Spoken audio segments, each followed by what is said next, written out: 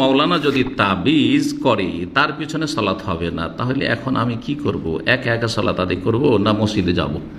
যিনি এই ফতোয়া দিয়েছেন তিনি সূক্ষ্ম ফতোয়া দেননি, ভুল ফতোয়া দিয়েছেন। তাবিজ করলেই তার পিছনে সালাত পড়া যাবে না, এই ফতোয়া ভুল।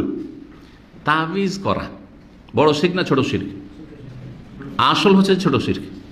কারণ একজন মুসলিম কখনো মনে করেন এই কথা যে তাবিজ আমাকে রক্ষা করবে, তাবিজের মাধ্যমে আল্লাহ রক্ষা করবেন। ভালো আল্লাহ করবেন, কিন্তু তাবিজটা কি একটা ওয়াসিলা, মাধ্যম। তাহলে এটা ছোট শিরক। ছোট শিরকের সংজ্ঞাই হচ্ছে যেটা মাধ্যম নয় সেটাকে মাধ্যম মনে করা, যেটা মাধ্যম নয় সেটাকে মাধ্যম মনে করা, এটা হচ্ছে ছোট শিরক। যেমন হাত থেকে থালা পড়ে গেল, আরে আজকে কুটুম আসবে, মেহমান আসবে, মেহমান আসার মাধ্যম হাত থেকে থালা পড়া নয়, আর আপনারা বলছেন এটা হচ্ছে কি ছোট শিরক। ঠিক ওই বড় শিরক নয়, কিন্তু ঠিক ওই রকমই তাবিজকে ওসিলা মনে করা, এটা একটা মাধ্যম। যেমন ওষুধ পানি মাধ্যম আছে, ওই রকম এটা মাধ্যম।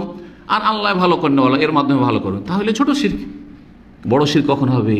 যদি কেউ মনে করে যে এই তাবিজই আমাকে রক্ষা করছে, তাবিজ না হলে আমি মরে যেতাম, এবং আল্লাহর কথা তার এটা খেয়ালে না যে আল্লাহ ভালো করেনেওয়ালা, আল্লাহ সাফি, তাবিজ আমার শেফা দেনেওয়ালা, তাবিজ আমাকে রক্ষা করেনেওয়ালা, তখন বড় শিরক হবে। সুতরাং ঢালাও ভাবে বলে দেওয়া যে তাবিজ করলেই তার পিছনে নামাজ হবে না, এগুলো বাড়াবাড়ি ফতোয়া এক শ্রেণীর লোকদের।